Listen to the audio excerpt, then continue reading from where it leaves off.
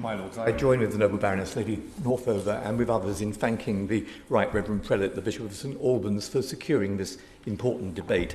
This year, my Lords, is the 75th anniversary of the Universal Declaration of Human Rights and the 75th anniversary of the Convention on the Crime of Genocide. But today is also World Press Freedom Day. It makes this debate particularly timely. I will concentrate my remarks, as the Noble Baroness predicted, on China, including Hong Kong, but I'd also like to make reference to North Korea and Iran, and I refer to my non-financial interests in the register, as well as to the sanctions which have been placed on me and other parliamentarians by those regimes. A week ago, as the Noble Lord Frost reminded us, the Foreign Secretary delivered a speech at the City of London Corporation. It was trailed in advance as his major China policy address. Given the scale and breadth of the challenges posed by the Chinese Communist Party regime, not, I emphasize, by the people of China, but by the regime currently led by Xi Jinping, I could see no coherent strategy. And that, my lords, is exactly the criticism that was levelled in two Select Committee reports by your Lordship's House. The tones suggested that rekindling friendship with Beijing in pursuit of something resembling the golden era, trade and investment opportunities, is now a government priority. The Foreign Secretary argued that isolating China would be counterproductive. But I know of nobody, including our own select committees, who have suggested that the UK disengage from China. The question surely is not whether to talk to China, but how, about what, and what objectives, and on whose terms should we engage. So, by way of example, I invite the Minister to tell us what the Foreign Secretary will be talking about with the Vice President of China, Han Zheng, during his coronation visit to London over the next few days. Will he be raising the trashing by Han Zheng of the 1984 Sino-British Declaration, or his role in the imprisonment of 1,400 political prisoners in Hong Kong, specifically the imprisonment of British citizen Jimmy Lai, referred to by the Right Reverend Prelate, and other breaches of Article 19 of the Universal Declaration of Human Rights relating to media freedom in Hong Kong? Will he be raising as a breach of the Sino-British Joint Declaration this week's announced decision to reduce the direct election of district councillors in Hong Kong to just 20% in a further emasculation of Hong Kong's freedoms? My Lords, will the government be raising the motion passed in the House of Commons on the 22nd of April that declared events in Xinjiang against Uyghur Muslims to be a genocide, or the UK prohibitions on the purchase of goods made in China by slave labour, or recent reports, that Uyghur Muslims were banned from offering Eid prayers at mosques or even in their homes during Eid al-Fitr, as well as the reported persecution of people with religious beliefs, including Buddhists and Christians in China, as well as other Article 18 violations, or the continued imprisonment of Shan Jiang for reporting on the origins of COVID in Wuhan.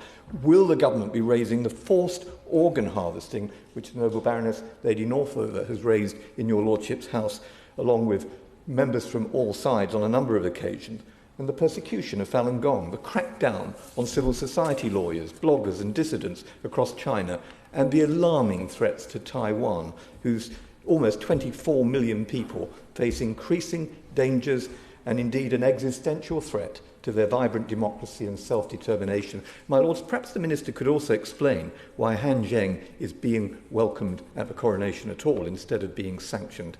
I also have questions about the recent visit to London of Hong Kong's Secretary for Financial Services, Christopher Huai.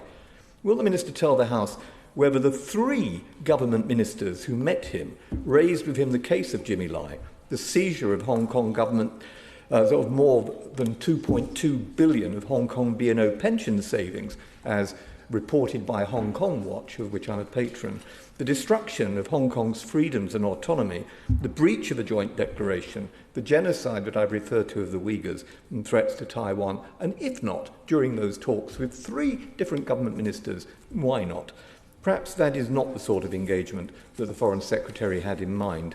My Lords, given that the CCP regime consistently breaks its promises and obligations under international treaties, And as the CCP under Xi Jinping is so much a part of many of these problems, do we seriously and rather naively believe that red carpets, tea and golden era trade deals is the correct response to genocide and egregious violations of human rights? Last week, as chair of the All-Party Parliamentary, Vice Chair of the All-Party Parliamentary Group on Hong Kong, I spoke at the launch of the APPG's report on the crackdown of media freedom in Hong Kong, which on this World Freedom Day I hope the Minister will refer to, and specifically the case of Jimmy Lai, the founder of Apple Daily. I also spent time with Jimmy Lai's son, Sebastian. My Lords, Jimmy Lai is a 75-year-old British citizen, and yet he spent the past 2.5 years in prison serving multiple trumped-up charges and faces the prospect of spending the rest of his life in jail. I know Jimmy and his wife, and in happier times they were visitors here to your Lordship's house. Later this year, Jimmy Lai's trial under Hong Kong's draconian national security law will begin. He's already been denied his choice of defence counsel, and it's likely that he will receive a severe prison sentence with little hope of a fair trial. Please will the Noble Lord the Minister look at the statements made by Mr Lai's international legal team, led by Keolyn Gallagher KC, who has herself received rape and death threats, but also raised with the parliamentary authorities the absurd and ridiculous decision to force attendees at last week's press freedom event to hand over leaflets on press freedom in Hong Kong. Officials apparently said, I quote, "Political slogans and materials are on our list of restricted items." My Lords, I mistakenly thought that politics was the whole point of Parliament. But beyond the absurd, Sebastian has specifically and repeatedly requested to meet the Prime Minister and the Foreign Secretary. Like his father, Sebastian is a British national. Will the Noble Lord the Minister explain why that request has so far gone unanswered? Can he establish whether the Prime Minister and Foreign Secretary will commit to meeting Sebastian at the earliest opportunity to discuss his father's case and become more proactive and more public in speaking up for the rights of this British citizen in the future? My Lords, Margaret Satterthwaite, the UN Special Rapporteur on the independence of judges and lawyers, recently wrote to the Chinese government stating that the draconian national security law has interfered with the rule of law in Hong Kong, undermining the independence of the judiciary and removing safeguards to protect fair trial. Please will the Noble Lord the Minister provide the government's assessment of the current state of the rule of law in Hong Kong.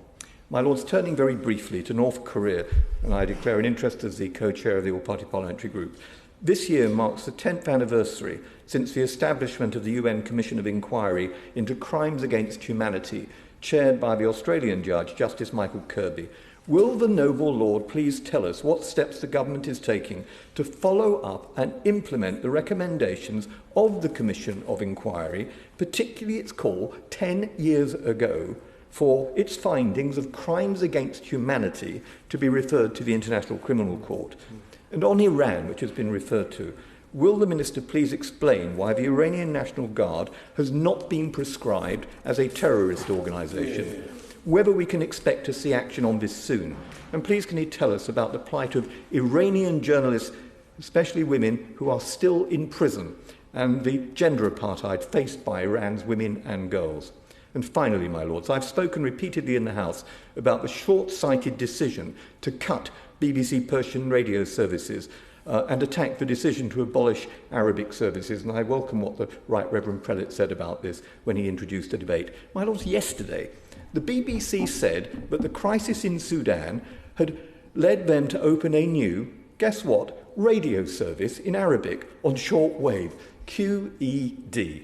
My Lords, it's essential that we continue to broadcast the values of democracy, human rights, the rule of law, and an open society. Is the government re-examining the funding models for BBC World Services to ensure that vital language broadcasts to closed societies continue? I hope, my Lords, that our values will always be at the very heart of foreign policy as we face the challenges of a changing and increasingly divided and unstable world. And if the Noble Lord the Minister can't respond to all my points today in detail, I hope he'll undertake to write to me on those that I've asked. And in closing, my Lords, I thank again the Right Reverend Prelate for giving us the opportunity of raising these matters. My Lords, I don't want to detract from the power of the questions that